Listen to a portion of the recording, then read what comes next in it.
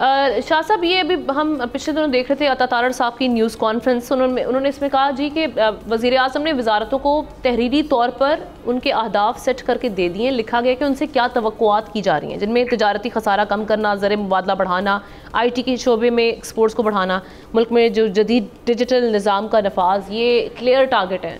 Sir, ये achieve किए जा सकते हैं जिस वक्त सारी सिचुएशन है, या इनकी जो आप एनालाइज कर सकते हैं कि जो इनकी परफॉर्मेंस को देखते हुए, सारे एक्सपीरियंसेस को देखते हुए? देखिए, शाम साहब ने बड़ी अच्छी बात की, और पावर पॉइंट प्रेजेंटेशंस और प्लान्स और कागज़ के ऊपर किताब से छापना वो हर साल हम देखते हैं, और हर जब नई हुकूमत आती है तो वो इसी तरह के प्लान होते हैं। बल्कि मैंने तो एक जगह पे ऑफ द रिकॉर्ड एक 7 साला एग्रीकल्चर प्लान भी सुना, 7 साला जो है वो economic growth plan, industrial plan, और इस तरह के बहुत सारे प्लान जो है वो कुछ जगह पे जो है वो जो प्लानिंग करने वाले लोग हैं उन्होंने बताया कि जी ये हम अगले इतने सालों में करेंगे। अब पता नहीं कैसे करेंगे। इम्पोर्टेंट चीज़ क्या है, देखिए, जिस मुल्क की बुनियाद अशराफिया ने रखी और अशराफिया जो है उसको चलाते हों। अब आप देखिए, इस वक्त आपके सेनेट और प्रोविंशियल असम्बलीज और नेशनल असम्बली के अंदर कौन से लोग बैठे हुए हैं, या तो वो जागीरदार हैं, या कारखानादार हैं, या फिर जो है वो आप समझ रहे हैं कि वो लोग हैं जो कि मैटर करते हैं, जो कि पैसे वाले हैं। ये वो लोग हैं कि जिनको आपसे कोई दिलचस्पी नहीं है, ना मुल्क के निज़ाम को बढ़ाने से दिलचस्पी। अब इत्तेशाम साहब ने कहा जी मुल्क के अंदर कारोबार प्राइवेट सेक्टर करेगा। प्राइवेट सेक्टर को आप कारोबार देने के लिए जब रिश्वत मांगते हैं, 30-40% शेयर मांगते हैं, और यही लोग मांगते हैं जो बरसरे इक़्तिदार माफिया होता है किसी भी हुकूमत का। मैं किसी एक पिछले सालों के अंदर बात नहीं करता कि शायद ये जिम्मेदार है या ये जिम्मेदार है। क्यों आपको वर्ल्ड बैंक कहता है कि जनाब आप 100वें नंबर पे और आप तरक्की नहीं कर सके?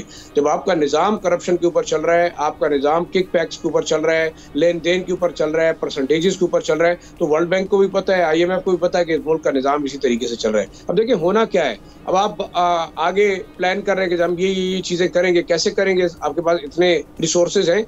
दूसरा जो आम नुकता है, आपके मुल्क का लॉ एंड ऑर्डर बड़ा जरूरी है। देखिए, जब जिस मुल्क के अंदर एक धमाके के बाद चाइनीज कंपनी भाग जाती है, दूसरे धमाके के बाद जो है फॉरेन इन्वेस्टर भाग जाता है, तो अब सोचना ये होगा कि आप सबसे इम्पोर्टेंट लॉ एंड ऑर्डर के ऊपर तवज्जो देंगे, लॉ एंड ऑर्डर को बेहतर करेंगे, आपके मुल्क के अंदर ये चीजें बेहतर होंगी तो इन्वेस्टर आएगा।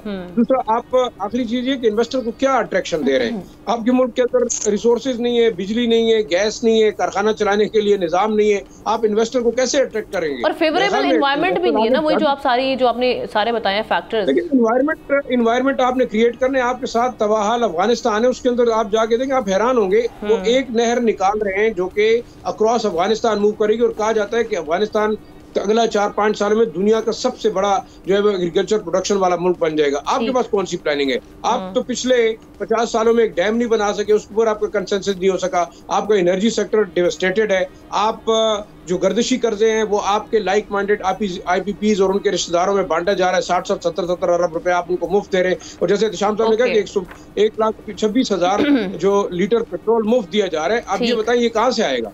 ये एक चीज नहीं है, आपने ये तमाम चीजों के ऊपर फोकस करना है, तो तब आपकी इकोनॉमी बूस्ट होगी। ऑलराइट, सब्सक्राइब करें और बेल दबाएं ताकि कोई खबर रह न जाए।